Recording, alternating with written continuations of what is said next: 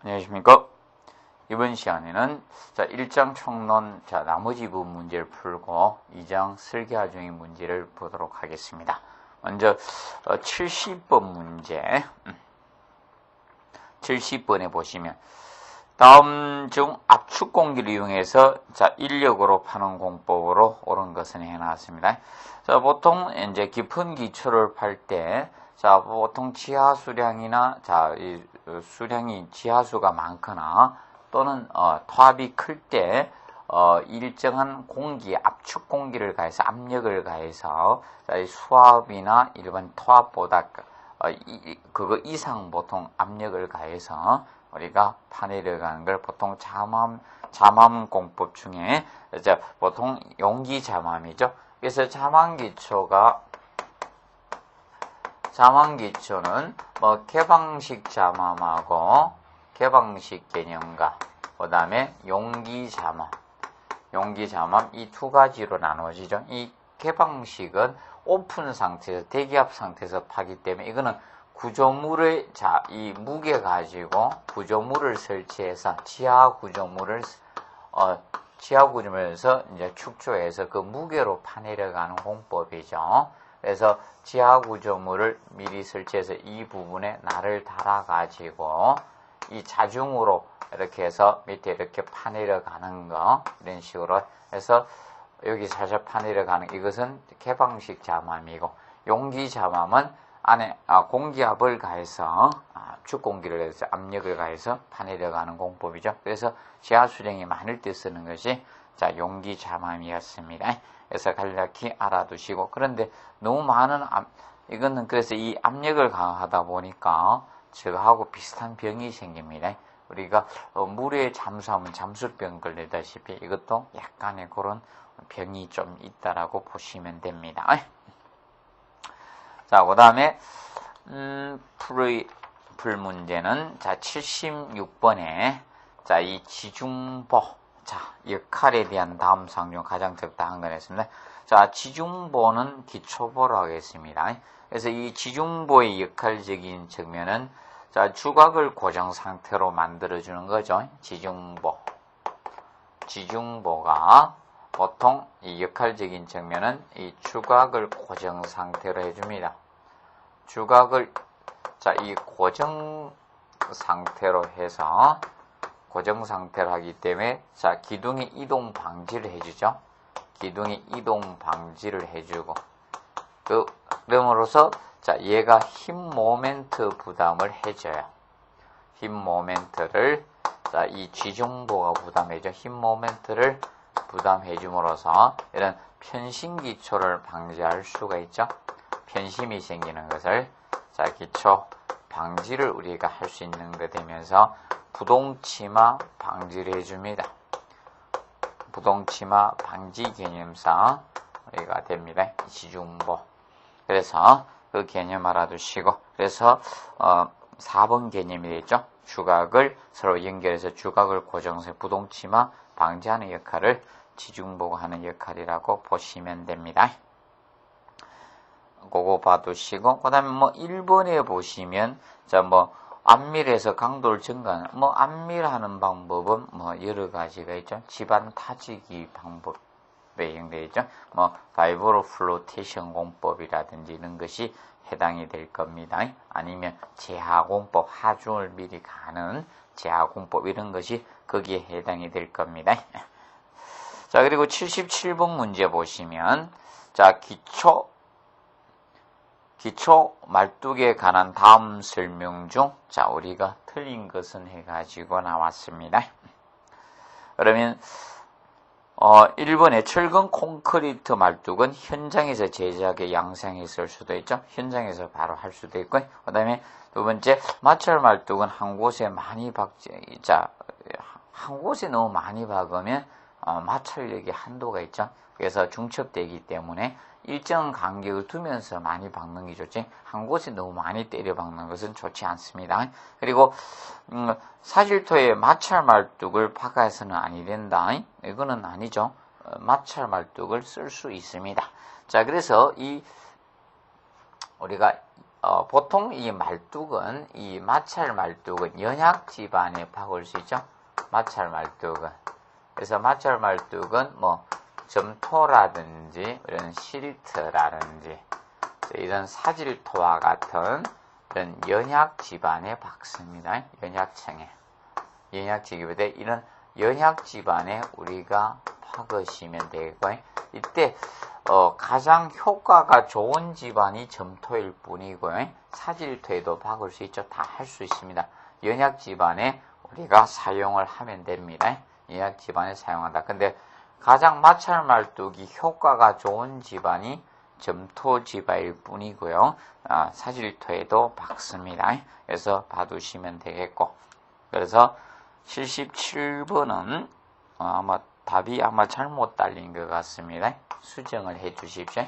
77은 3번이고 해설도 안 맞는 것 같아요. 그건 칩시다. 그러면 4번에 말뚝 내리기 결정에는 무엇보다 지하시험이 좋다. 지하시험이 좋죠. 가장 신뢰도가 좋습니다.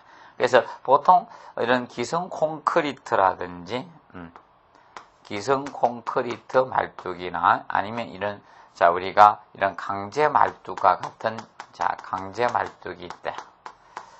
기성 콘크리트 말뚝이나 이런 강제 말뚝이 있습니다. 그러면 이런 간임, 그래서 이걸 갖다 이제 보통 때려 박죠. 그래서 이걸 뭐 보통 간입형 말뚝이라 하죠. 간입형 말뚝. 간입시켜서 때려 박았으니까. 그래서 이 간입형 말뚝일 때는 일반적으로 이 보통 재하시험이 가장 신뢰도가 좋습니다. 그것이 재하시험에 가장 신뢰도가 우수합니다. 가장 신뢰도가 좋습니다.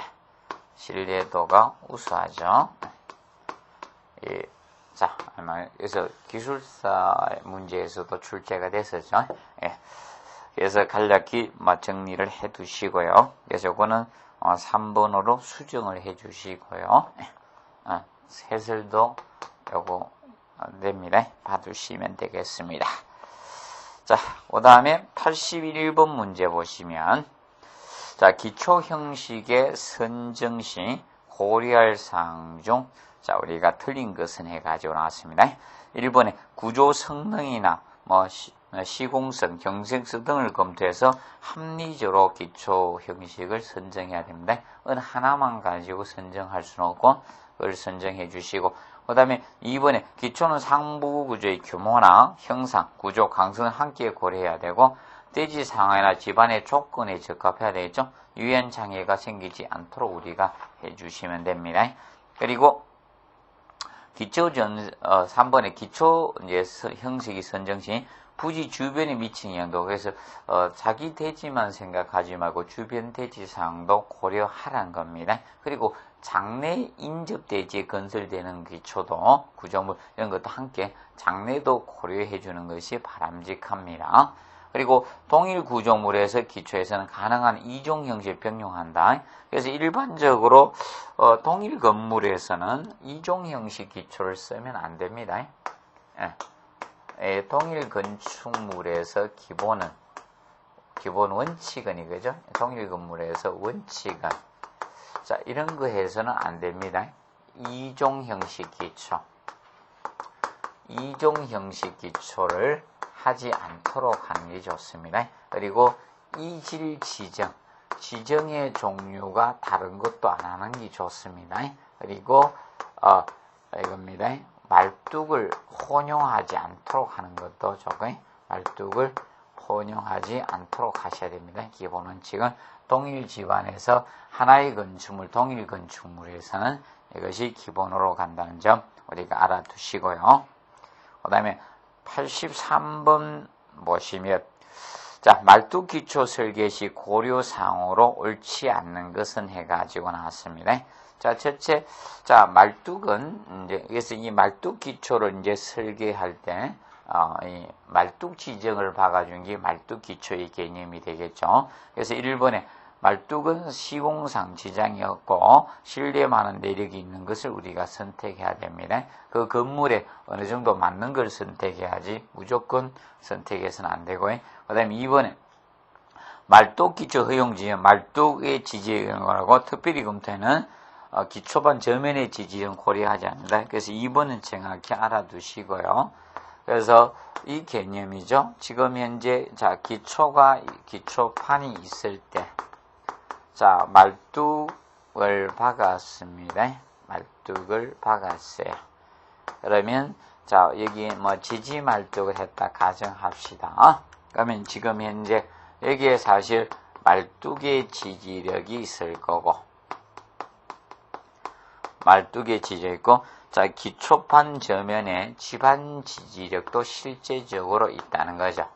여기에 정하는 자 지반 지지력도 분명히 있을 거다. 지반의 지지력도 있는데, 근데 여기에서 말뚝 기초 설계할 때는 요것만 고려하겠다는 거예요. 요거는 모아주고 요거는 고려하지 않겠다, 가산 안 하겠다는 겁니다. 그만큼 말뚝 지지력 요것만 가지고 설계한다는 그만큼 말뚝을 튼튼하게 설계해 주라는 개념입니다. 그래서 요거는 고려하지 않는다는 것을 항상 명심해 두시기 바랍니다. 그리고 3번에 말뚝 기초의 설계에 있어서 하중에 대한 편심을 검토를 우리가 해 주셔야 됩니다. 하중 편심. 그래서 거기에 대해 보시고, 그래서 여러분들 하중에 편심이 생기지 않도록 우리가 해줘야 됩니다. 그래서 거기 보면 특히 한번 말뚝에 의해서 기둥을 지지하는 경우는 기초의 강성의 내력을 정대시기 위해서 주각을 고정 상태로 강구를 해주시고, 그래서 보통 기본적으로 그래서 하나의 기초판에는 말뚝을 최소 개수가 3개 이상은 박아야 됩니다. 기본 4개 박지만 최소 개수는 3개입니다.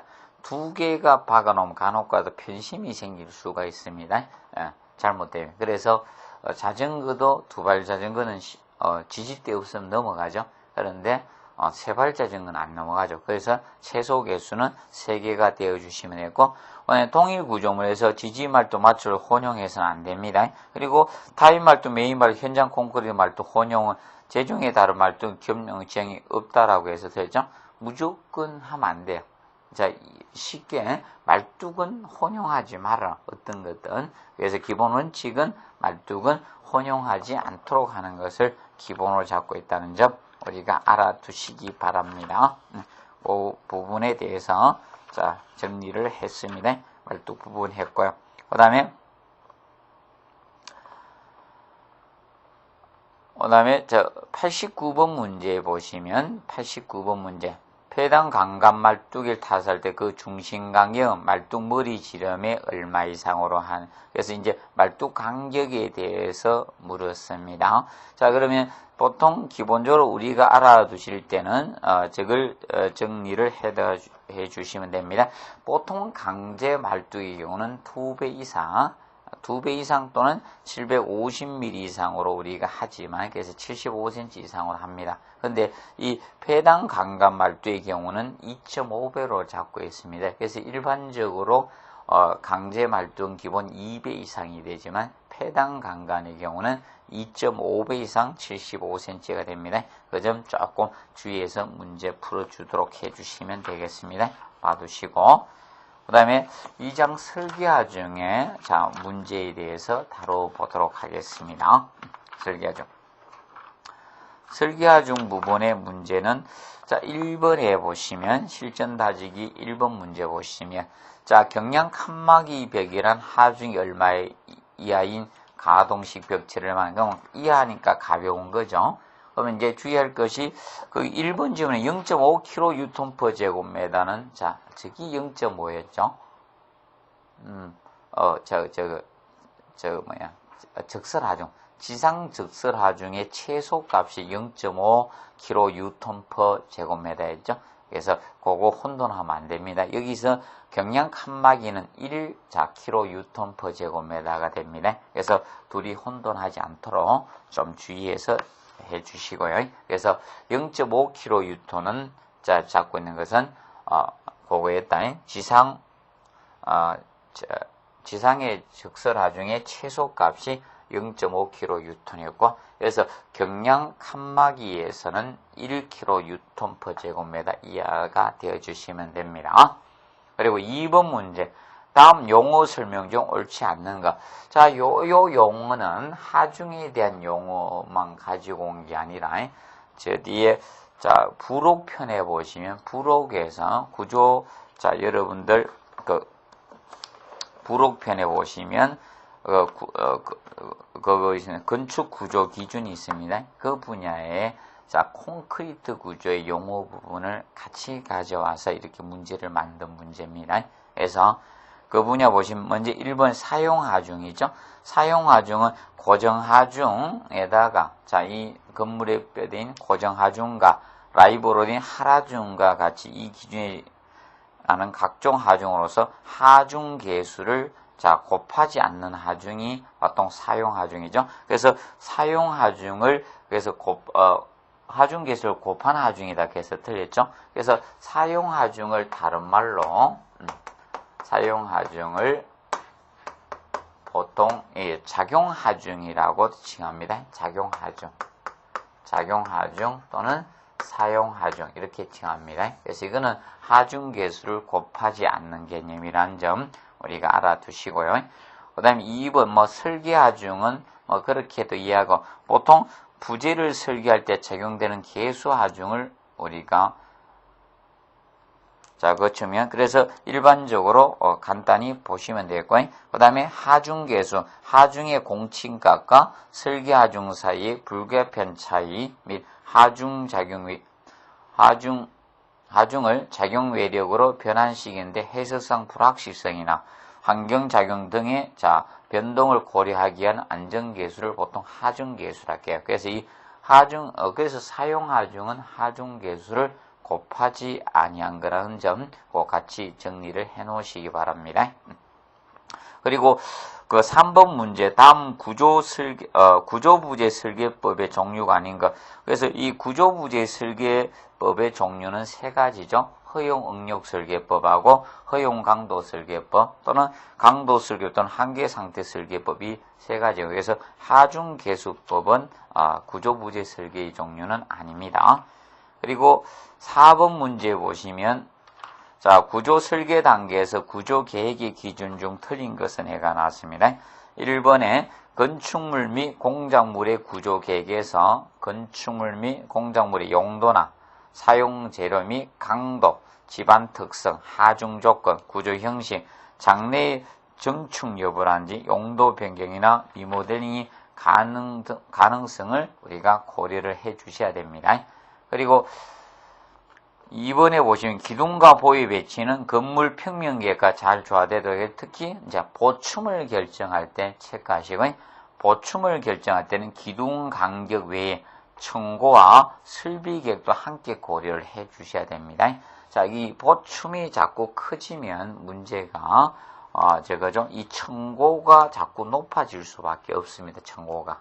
그리고 자, 설비가 이제 닥터나 배관이 갈 때 조금 문제가 생길 수 있죠. 그래서 그런 것도 함께 고려를 우리가 해 주시고 그 다음에 3번에 지진 하중이나 풍하중 등 수평 하중에 지향하는 구성 요소는 평면상 균형만 고려하면 인면상 균형은 고려하지 않아도 된다. 틀렸죠. 그래서 둘 다 고려를 해 주셔야 됩니다. 평면상뿐만 아니라 인면상 균형도 고려를 우리가 해서 설계를 해 주셔야 됩니다. 그래서 그 3번 개념이 틀렸죠. 그리고 구조 형식의 구조재를 혼용할 때는 강성이나 내력의 연속성에 유의해야 되며 자, 사용성에 영향을 미치는 진동 변형도 미리 검토를 해 주시면 되겠습니다. 그리고 5번 문제 보도록 하겠습니다. 구조 설계대에 포함할 내용을 옳지 않는 것. 그래서 구조도 이제 포함할 내용이 자, 아래에 나오고 있습니다. 그런데 구조 설계 기준이라든지 구조 재료의 강도, 하라중, 중요, 설계하중이라든지 이런 것은 포함이 되죠. 그런데 철근 가격 운방 방법은 관계없죠.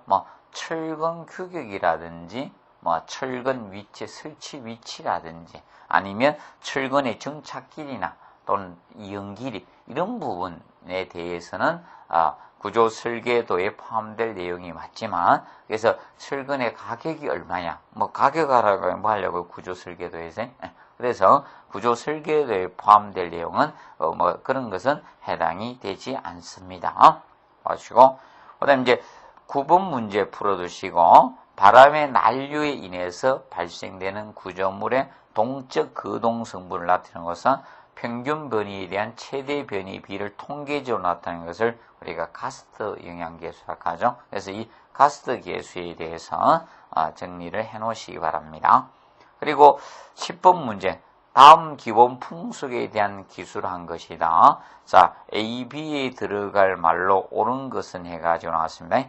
자, 기본 풍속이란 지표면, 자, 조도 구분의 C 지역에서 지표면으로부터, 자, 보통 10m 높이죠. 10m 높이에서 측정한 10분간 평균에 대한 100년 재현 기대 풍속을, 그래서 모든 것은 재현 기간은 다 100년을 기준 잡고 있습니다. 그래서 적설 하중을 구할 때, 최소값을 규정할 때도 100년 재현 기간은 다 100년을 기준으로 잡고 있는데, 그래서 풍속도, 자, 100년. 그래서 우리가 지상 적설 하중의 최소값도 재현 기간은 100년을 기준점 잡고 있습니다. 그래서 고려해서 정한 풍속을 우리가 기본 풍속이라고 우리가 합니다. 그래서 그 정의에 대해서 해 두시기 바랍니다. 그 다음에 12번 문제 보도록 하겠습니다. 그래서 영향 면적은 연직 하중 전달의 구조부에 미치는 하중 영향을 바닥 면적으로 나타낸 것이라고 했죠. 나타낸 것으로서 기둥 또는 기초의 경우는 부하 면적의 몇 배로 보는가? 기둥, 기초, 기둥과 기초일 때, 그래서 이 영향 면적은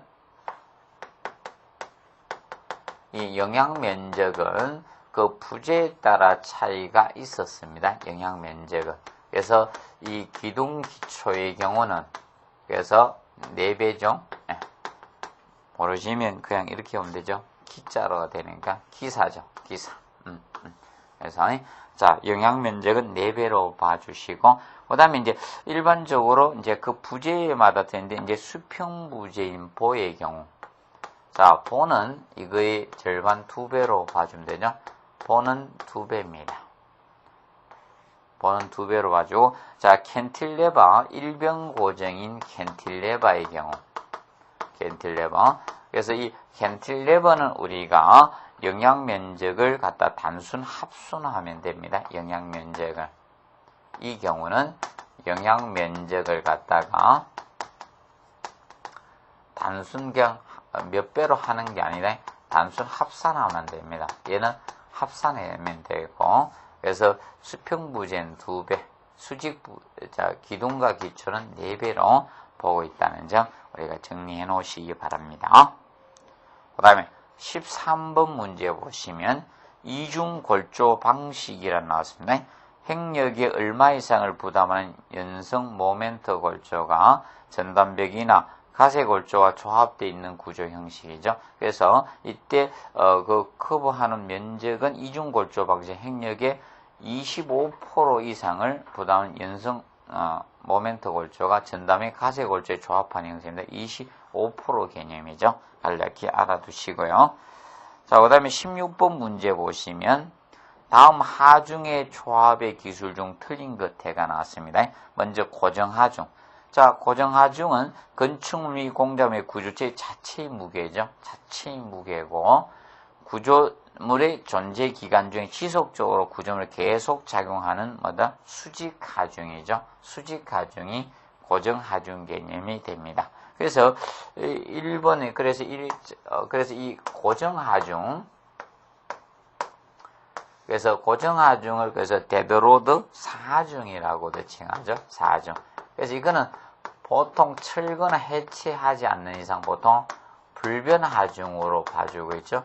불변하중 개념을 보고, 특히 일체식 구조가 고정하중이 좀 많이 나갑니다. 그래서 보통 자, 이 철근 콘크리트. 자, 이 철근 콘크리트 조일 때는, RC 조일 때는 보통 2.4톤 정도 봐주고 있죠. 예, 무게를 2.4톤 정도로 우리가 봐주고 있습니다. 그래서 24kN 정도 봐주고 있죠. 제곱면. 자, 그래서 1세제곱미터 2.4톤 정도 되고, 그런데 철골, 이 철근 콘크리트 SRC조가 좀 요거보다 0.1톤이 더 무겁죠? 2.5톤 정도의 무게가 됩니다. 그래서 고정하중이 많이 나가는 건물들이 이런 건물들이 될 겁니다. 그리고 보통 고정하중은 이것도 고정하중으로 봐줍니다. 그래서 이 구조물의 비내력 부분에는 구조물에 이제 부착 고정되는 거, 부착 고정되는 자 일반 뭐 설비라든지 비내력 부분, 설비 부분이나 되는 설비 부분이나 아니면 비내력 부분도 우리가 고정하중으로 봐줍니다. 부분도 이것도 고정하중으로 봐줍니다. 고정하중 개념이 됩니다. 그리고 이번에 건축물 및 공작물의 각 부분의 고정하중은 각 부분의 실상에 따라 산정해야 되겠죠. 그래서 각 부분의 중량은 사용되는 재료의 밀도나 그 다음에 단위 최적 중량, 조합 중량을 사용하며 산정해 주시면 되고, 그 다음에 세 번째 하라중. 하라중은 사람이나 기계, 물건 등의 점유 또는 사용에 의해서 발생하는 것으로 예상되는 최대 하중 해야 되겠죠. 그래서 이 하라중은 뭐 설계가 각각 틀리죠. 그래서 여러분들 하라중 그 도표는 꼭 외워놓으시기 바란다겠습니다. 그래서 그 부분은 꼭 공부해 두십시오. 여기는 그렇게 문제가 그렇게 많이 안 만들어져 있지만 그 하라중은 꼭 암기해 두라 했습니다. 각 용도에 따라서 꼭 기억하시고, 그 다음에 네 번째 하라중은 움직이지 않는 하중이다 해서 드렸죠. 하라중은 움직일 수 있는 하중이죠. 움직이지 못하는 불변 하중은 이동 하중은 고정 하중이 움직이지 못한 하중이고, 그 다음에 하라중은 이동이 가능한 하중이죠. 봐두시면 됩니다. 그래서 4번 개념이 틀렸고, 그 다음에 17번 주택 및 공동주택에서 등봉포 하라중이 가장 큰 거. 자, 보통 공동주택은 딱 두 가지로 설계합니다. 3kg 유톤 per 제곱미터 하고 3kg 유톤 per 제곱미터. 요거는 발코니만 요걸로 설계하고 나머지는 2입니다. 기본은 주택에서는. 그래서 2kg 유톤 per 제곱미터 딱 두 가지밖에 없습니다. 그럼 발코니만 얘고 나머지는 이겁니다. 뭐 거실이든 침실이든 욕실이든 뭐 복도든 서재든 다 이겁니다. 그래서 발코니만 삽니다. 자, 발코니는 왜 3kg 유톤으로 설계해주는가 하면 저것 때문에 이삿짐이 보통 올라올 때 이 발코니 쪽으로 보통 레카차가 와서 이렇게 돼서 모든 것이 그리 들어오기 때문에 이삿짐 고려를 우리가 해 주셔야 됩니다. 그리고 발코니는 나중에 확장을 할 수도 있죠. 그래서 3kg 유톤 per 제곱미터 설계한다는 점 우리가 알아두시고요.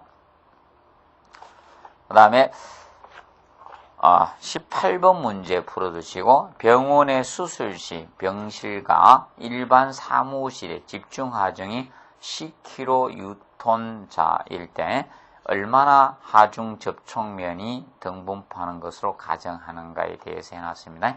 그러면 일반적으로 이는 그래서 이 하중 접촉 면적에 대해서 다뤘습니다. 그럼 같이 우리가 공부해 놓으십시오. 그래서 그 집중 하중에 대해서 얼마로 봐주고 접촉 면적이 얼마인가 거기에 대해서 해 놓으시면 되겠습니다. 그래서 일반적으로 병원하고 사무실은 같이 봐주 집중 거기 하중하고에 대해서 병원 사무실에서 병원이라든지 이 사무실은 같이 봐주고 있다는 거죠. 그래서 이 집중하중 부분과 여기 이야기하고 있는 하중 접촉면에 대해서 하중 접촉면,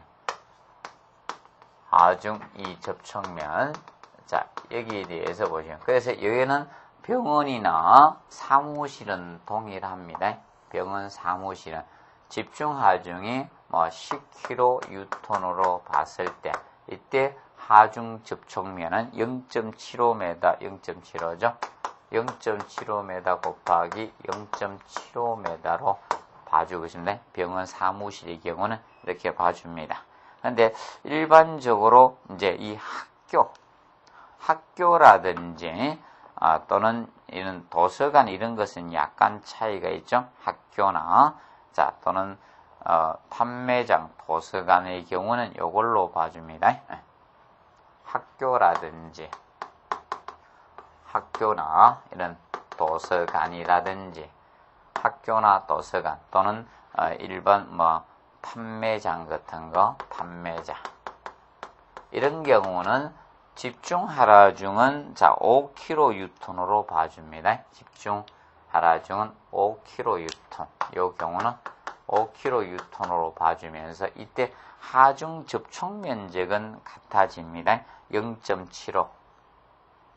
그래서 이 경우는 0.75 m 곱하기 0.75로 봐줍니다. 같이 봐주고. 그래서 요거는 집중 하중의 개념이 학교나 도서관 판매장은 5kg 유턴으로 봐주고 하중 접촉면은 같이 봐줍니다. 그래서 구분해 두시면 되겠습니다. 기억해 두고. 그 다음에, 저기에 대해서, 한번 간략히 보면, 주차장의 경우, 이 주차장. 주차장은 보통, 승용차 전용으로 봤을 때, 승용차 전용으로 봤을 때, 이때 집중 하중은 보통 15로 봐줍니다. 15kg 유턴으로 일반적으로 봐주고, 이때 접촉 면적은, 이 하중적 0.11m 곱하기 0.11m로 봐주고 있습니다. 그래서, 간략히 요거는 한번 비교해 놓으시기 바랍니다. 그 다음에 보통 이제 승용차가 갖다가 다 박을 걸 대비해서, 보통 요거는 한번 정리를 해 놓으십시오. 승용차 이 방호 시스템. 승용차 방호 시스템은 요거는 임의의 수평 방향에서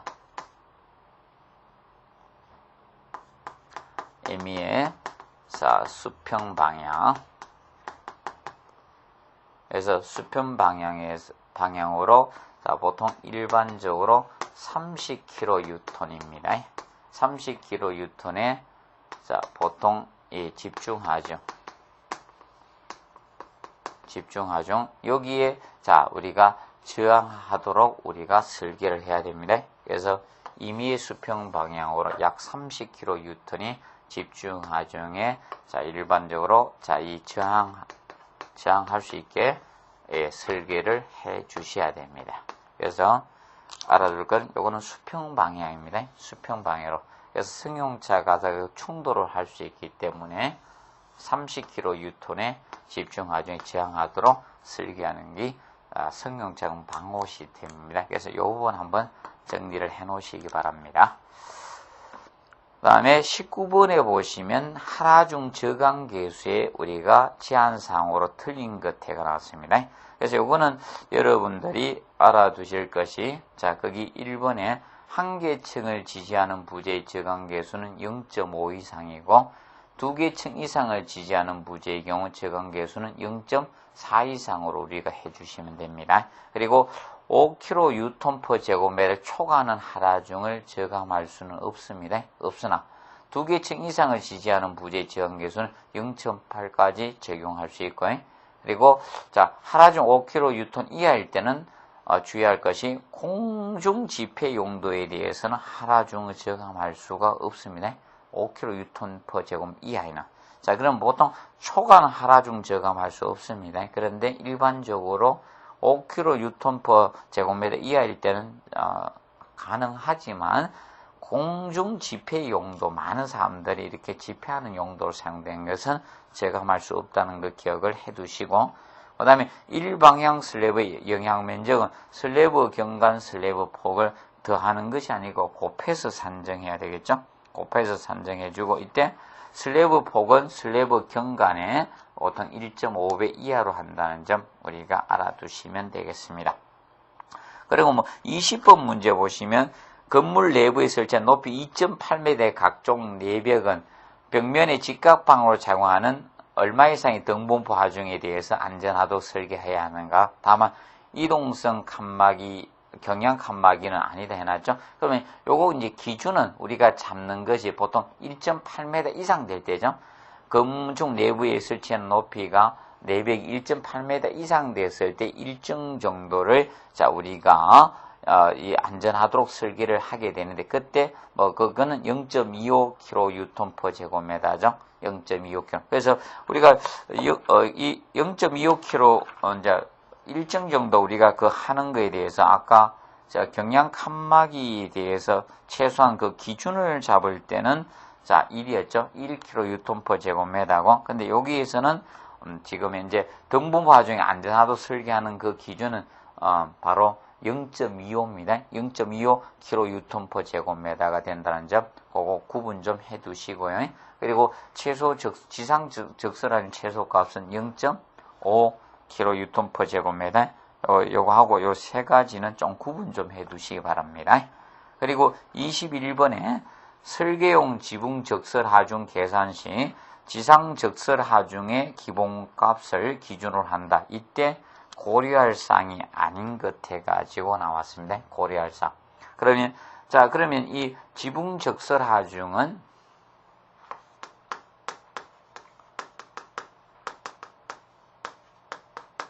이 지붕 적설 하중의 경우는 이렇게 계산하면 되죠. 그래서 기본 적설 하중 계수에다가 기본 적설 하중 계수에다가 곱을 하시면 되죠. 노출 계수를 곱해 주시고, 그 다음에 온도 계수에다가 그 다음에 중요도 계수에다가 그 다음에 적설 하중 기본값을 곱해 주면 되죠. 이 지상 적설 하중, 적설 하중. 그래서 이 기본값을 우리가 곱해 주시면 되죠. 이것이 이 지붕의 적설 하중을 구하는 식이었습니다. 그러면 노출 계수 1번에 관계 있고, 그 다음에 온도 계수, 그리고 중요도 계수 3번 있죠. 그러면 4번은 지붕의 재료 계수는 관계가 없죠. 그래서 봐두시면 되고, 그 다음에 22번에 지상 적설 하중의 최소값에 대해서 나왔습니다. 지상 적설 하중의 최소값을 우리가 구할 때 22번은 이 지상의 적설 하중의 이 최소값은 우리가 보통 정할 때는 이 제형 기간은 다 100년이죠. 제형 기간은 우리가 100년을 기준 잡고, 우리가 100년으로서 수직 이 최심 적설 깊이를 수직 최심 이 적설 깊이로 깊이를 기준으로 해죠. 적설 깊이. 이걸 기준으로 지상 적설 하중 최소값을 정하는데, 이 최소값은 바로 0.5kNm/제곱미터죠. 나중에 뒤쪽에 이제 학습을 하신 분들은 뒤에 시험 치시는 분들은 나중에 국토교통부에서 추가로 경주 리조트 사건 때문에 추가로 또 고려하는 기준이 아마 나올 겁니다. 그 이후에는. 근데 일단은 요거죠. 0.5kN. 그래서 이 최소 기준 0.5kN, 약 50km 설계한다는 거죠. 그래서 50km 설계하겠다는 겁니다. 단위 면적다. 그래서 요거에서 이제 나중에 평지붕 되면 추가로 25km 더 하겠다는 개념 나오던데, 그래서 일단은 50km 기준으로 이 최소 적설 하중이다. 근데 가장 많이 오는 데가 울릉도나 이런 대관령이죠. 울릉도는 기본 3m 전후가 오니까 그래서 울릉도 대관령 그래서 7kNm/제곱미터로 설계합니다. 그리고 이제 강릉이 많이 오죠. 보통 3kNm/제곱미터로 설계하고, 그다음에 이제 속초 같은데 한 2kNm/제곱미터로 설계하고 있습니다. 그리고 이제 저런 부분에 인천은 한 0.8, 그리고 정읍이라든지 울진 같은 데는 0.65, 그리고 기타는 기본적으로 이 최소값을 사용하고 있는 건데, 최소값. 그래서 적설하중은 그래서 다 암기를 해 놓으십시오. 지상 적설하중의 최소값. 이것은 최소값에 대해서 기본 잡아두면서 각 지방의 지상 적설하중의 값을 기억을 외워 놓으십시오. 그래서 리조트 사건 때문에 외우셔야 됩니다. 그래서 자, 울릉도 대관령이 가장 높지, 그리고 자, 강릉 3, 그리고 속초가 2, 그리고 인천이 0.8, 그리고 정읍, 울진이 순서낼 수도 있습니다.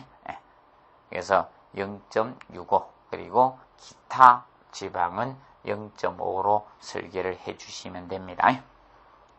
그거 봐두시고, 그 다음에 23번 문제 보시면 왕경사 지붕의 적설하중 설계 시 고려사항이 아닌 것해가 나왔죠. 왕경사. 자, 그러면 창고나 추녀 마루 15도 이내의 낮은 경사도를 가진 박공 지붕이나 처마에서부터 꼭대기까지 자, 각 접선 각도가 수평면의 10도보다 낮은 곡면 지붕, 그러면 이런 경우는 경사가 굉장히 완만하죠. 완만한 자, 이 평지붕 적설하중의 자, 그래서 평지붕 적설하중의 최소 허용값을 우리가 적용하면 됩니다. 이런 경우 낮을 때는, 그러면 경사도가 낮을 때는 평지붕으로 해서 설계하라는 겁니다. 경사지붕으로 안 봐주겠다. 왜? 10도 이런 완만하게 되면 눈이 쌓이면 밀려 내려가지가 않습니다. 그렇기 때문에 이 경우는 경사지붕으로 설계를 하는 것이 아니라 바로 평지붕 개념으로 설계하라는 겁니다. 그래서 항상 뒤에 책까지 평지붕 적설하중에 자, 최소 허용값을 적용하셔야 됩니다. 그래서 이건 경사지붕으로 봐주지 않겠다는 겁니다. 그리고 지상 적설하중 1kNm/제곱 이하인 곳에서는 자, 평지붕 적설하중은 지상 적설하중의 중요도 계수 값을 곱한 값 이상으로 우리가 해줘야 됩니다. 그래서 중요도 값을 그래서 곱해 주셔야 된다는 겁니다. 평지붕 적설하중은. 그래서 중요도 계수 값을 곱해서 산정하면 되고, 그런데 초가 될 때, 그래서 2번하고 3번하고 꼭 비교해 두십시오. 2번하고 3번. 2번, 3번은 초과할 때하고, 그 다음에 이하일 때 이 개념 기억을 해두네. 그래서 초과할 때는 평지붕 적설하중에다가 1kNm/제곱미터에 자, 그래서 평지붕 적설하중 거기에 자 1kNm/제곱미터 중요도 계수를 곱한 값 이상으로 우리가 해주고, 그래서 그거하고 이제 구분 좀 해두시면 되겠습니다.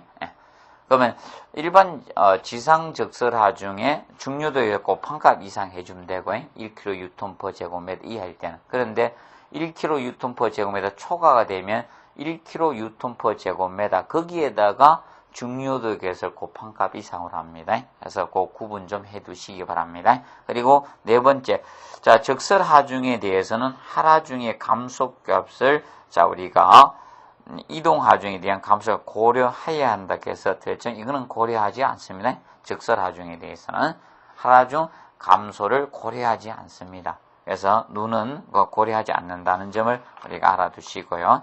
그래서 왜 그런가 하면 안 내려가죠.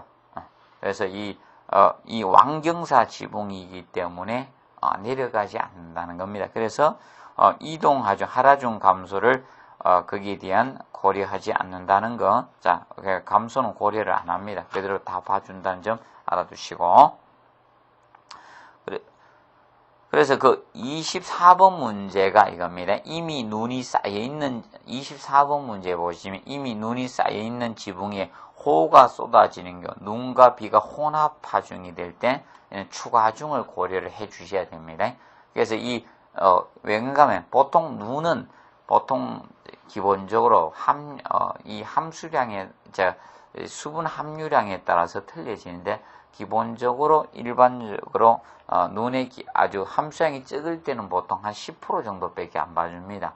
그런데 함수량이 많을 때 눈이 잘 뭉쳐지는 게 함수량이 많은 거예요. 그러면 한 30% 정도까지 봐주는데 이 비가 오면 그 전체적인 무게에 대해 물에 대해서 프로테지가 높아질 수밖에 없습니다. 그래서 이제 추가 하중을 우리가 고려를 꼭 해주셔야 됩니다. 그래서 이 경우는 미만이야 경사도가 24분의 1 미만이야 완만하냐 이상 등에 대해서 그 혼합 하중의 추가 하중을 따르게 봐주고 있다는 겁니다. 그래서 경사도가 24 미만일 때 그러면 미만일 때는 추가 하중을 0.25kgm/제곱미터 봐주라는 겁니다. 그러면 이상일 때는 우리가 봐주지 않고 제로로 봐주지만 그래서 혹시 주의하십시오. 그래서 미만이야 이상이냐에 따라서 자 추가 하중의 고려 요소가 달라진다는 것을 명심해 두십시오. 그래서 미만일 때는 0.25kgm/제곱미터 이상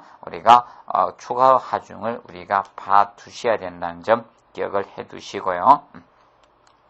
그 다음에 25번 문제 풍하중 설계 시 기본 고려사항으로 틀린 것해가 나왔습니다. 그래서 이 풍하중은 1번에 보시면 골조 설계용이나 수평 풍하중 그리고 지붕 풍하중 및 외장재 설계용 풍하중으로서 구분을 해주시고 각각의 설계 풍합의 유효 면적을 곱해서 산정하면 되죠. 유효 면적 곱해주면 되고 그 다음에 2번 주골조 설계용 설계 풍합은 설계 속도압이나 가스트 영향계수 특히 가스트 영향계수 고려한다는 점 알아두시고 풍력계수 또는 외압계수를 곱해서 산정하시면 됩니다. 그런데 다만 부분 개방형 건축물이나 지붕 풍하중을 산정할 때는 내압의 영향도 고려한다는 거, 내압도 고려해 주라는 거. 그래서 부분 개방형 건축물하고 지붕 풍하중 설치할 때는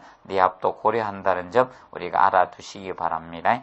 그리고 4번에 통상적인 건축물에서 지붕의 최고 높이를 기준으로 하는 것은 아니라 평균 높이를 기준으로 그 속도압을 기준으로 풍하중을 산정해 주시면 됩니다. 그리고 27번 문제 보시면 철근 콘크리트 10층 건물의 사무실에서 건사 고유지기는 몇 초인가 단 층고는 3.5m라고 해놨습니다. 그래서 일반적으로 이 층고는 관계가 없고 보통 0.1에 하면 되죠. 0.1에 이건 건사 주기는 그래서 n이 층수고 0.1에는 하시면 됩니까? 그러니까 0.1 곱하기 10층이니까 0.1에 10하니까 1 되겠네요. 1. 그래서 1초로 보시면 되겠습니다. 건사 고유주기는 0.1n을 해서 우리가 구하시면 됩니다. 그리고 28번 문제. 다음 중 내력벽 시스템의 반응 수정계수 R의 값에 틀린 것 태어났습니다. 그러면 철근 콘크리트 특수 전단벽은 5죠. 5 맞고 그 다음에 철근 콘크리트 보통 전단벽은 4가 됩니다. 보통 전단벽은 4고 그 다음에 철근 보강 조적 전단벽은 2.5 그리고 무보강 조적 전단벽은 1.5 되죠. 그래서 2번이 틀렸고 그 다음에 29번도 다음 모멘트 저항 골조 시스템도 반응은 동일한 거죠. 한 번 더 보시고요. 그 다음에 30번은 모멘트 골조의 전단벽 또는 가세 골조로 이루어진 이중 골조 시스템이 있어서 전체 지진형은 각 골조의 힘 강성비에 비례하며 분배하며 모멘트 골조가 설계 지진력의 최소한 얼마 이상 부담해야 됩니까? 25% 부담해 주면 되죠. 25% 이중 골조는 25% 개념이 됩니다. 그리고 31번 문제 보시면 당 갈로 안에 AB 들어갈 말로 가장 적당한 것 해놨습니다. 전단벽 골조 상호작용 시스템에서 전단벽의 전단 강도는 각 층에서 최소한 설계층의 전단력의 75% 이상이 돼야 되죠. 이상으로 하고 골조는 각 층에서 최소한 설계화 중에 전단벽에 대해서 25%에서 저항할 수 있도록 해주면 되죠. 그래서 이거는 4번 되겠네요.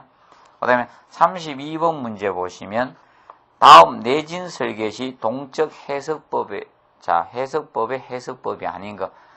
동적 해석법에는 뭐 세 가지 개념이 있었죠.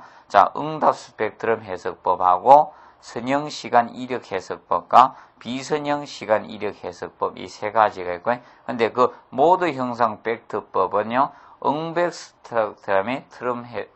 스펙트럼 해석법에 보통 저거죠. 모드 특성에 해당되는 부분이 바로 모드 형상 벡터법이 됩니다. 그래서 32번은 그 4번 개념이 해석 방법이 아닙니다. 그래서 이런 문제를 위주로 해서 공부해 두시고요. 그리고 이 설계 하중과 관련돼서는 추가적으로 이제 공부하실 분들은 거기 고득점을 받으려 하시면 구조 기준 부르고 있는 구조 기준 내용을 전체를 갖다가 여러분들이 좀 난이도 어려운 걸 대비하는 분들은 7급이 내는 분들은 그 부록 부분까지 여러분들이 전체적으로 학습을 해 놓으시기 바랍니다. 부록 부분에 뒤에 부분에 구조 기준을 갖다가 해놨을 겁니다. 그 구조 기준을 꼼꼼하게 한번 읽어 두시기 바랍니다.